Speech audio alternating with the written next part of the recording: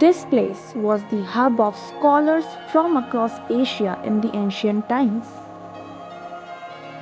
But where is it located?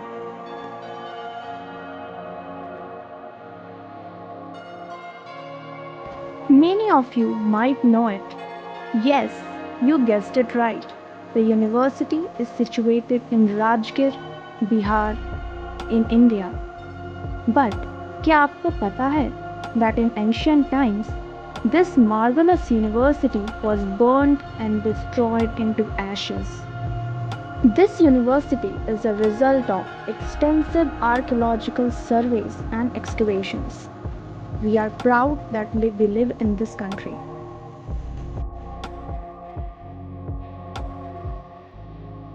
As soon as you enter the premise of the university, you can see such beautiful and calm environment like never before. इतने खूबसूरत और बड़े पेड़ों के नीचे बैठकर पढ़ने में कितना मज़ा आता होगा ना? आपको क्या लगता है?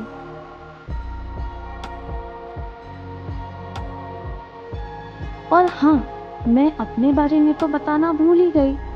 This is me, capturing all the beauty and serenity of this massive and ancient archaeological structure, the oldest university of the world, Nalanda University. This is the map of the university. Hello everyone, Namaste. Welcome to episode 1 of my videos. Welcome to Nalanda University.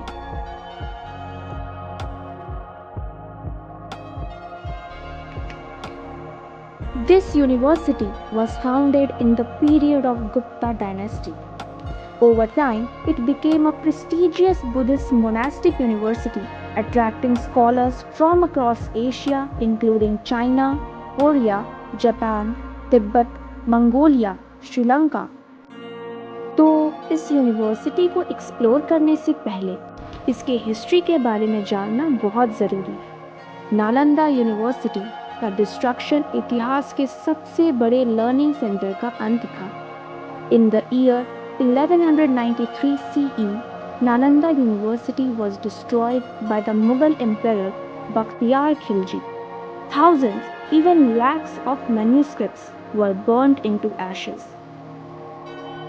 और ये आग पूरे 3 महीनों तक जलती रही. नालंदा के manuscripts copper या आइवरी के प्लेट्स पर लिखे जाते थे, इसीलिए ये 3 महीनों तक जलते रहे. हो सकता है अगर कागज या पत्ते पर होते तो कुछ ही समय के बाद समाप्त हो जाते. और यहाँ मैं हूँ जो गाइड की बताए गए हिस्ट्री को ध्यान से सुन रही हूँ.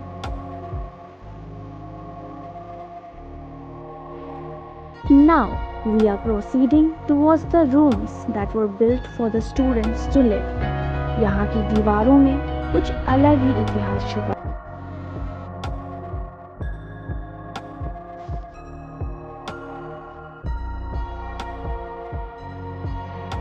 ये काले पत्थर देख रहे हो आप, ये उस आग की वजह से हुए हैं जिसमें आज कितने पुराने और ज़रूरी मैन्युस्क्रिप्ट्स जल के राख हो गए.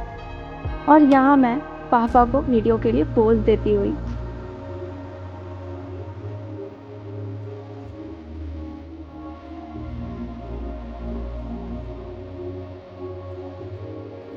बहुत इतिहास छुपे हैं हमारे देश में और ये नालंदा का विश्वविद्यालय उनमें से एक है.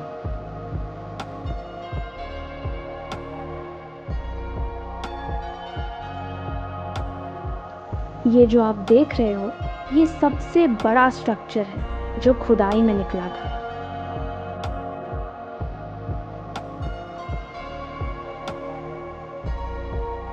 अब हम देखते हैं उस समय के रूम्स कैसे होते थे. 4 दीवारों का ये कमरा जहाँ स्टूडेंट्स रहते थे, प्रॉपर ड्रेनेज सिस्टम के साथ बनाए जाते थे. ये इंडिया के सिविलाइजेशन को अच्छी तरह से शो करते हैं.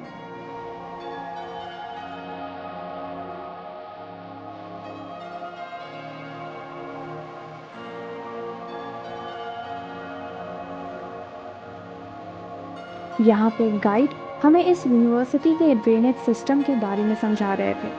Nalanda University has a large number of rooms for students and teachers. Around 10,000 students and 2,000 teachers were there. Historical accounts suggest that the university housed over 9 million manuscripts in its extensive library, which was one of the largest of its time.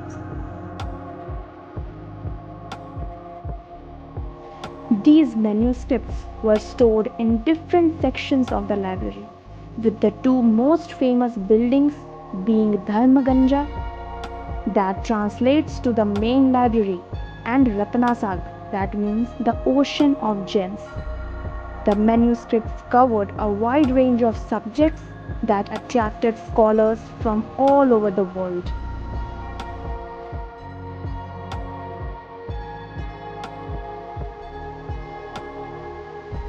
The ruins of Nalanda is a pilgrimage for many people. People of countries like Thailand and Sri Lanka have come here to attain peace and serenity. Many monks also visit this place and could feel a sense of attachment from here. आप यहाँ देख सकते हो, ये लोग श्रीलंका से आए हैं.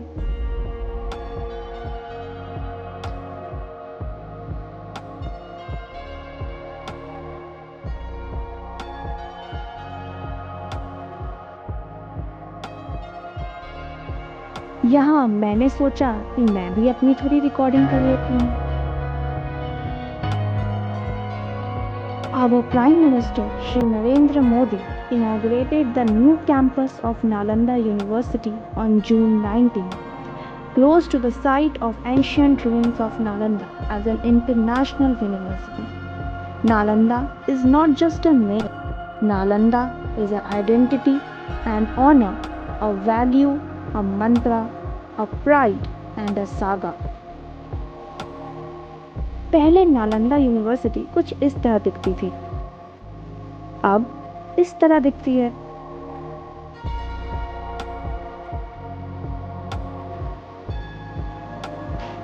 हम सभी को अपनी जिंदगी में एक बार तो यहाँ आना ही चाहिए.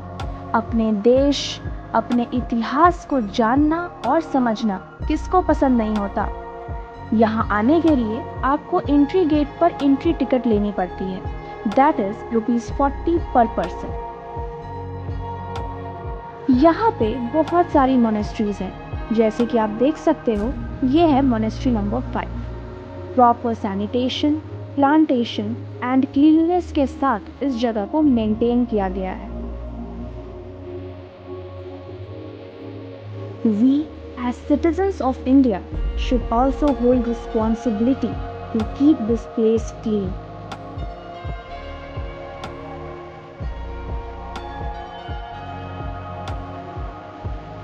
उस जमाने के पत्थर पतले पतले होते थे, लेकिन इनमें मजबूती बहुत होती थी. आप सभी लोग आइए यहाँ और हमारे भारत के इतिहास को जानिए. तो फिर कब आ रहे हो आप नालंदा? कब आ रहे हो Bihar? For more such contents, please like, share and subscribe my channel.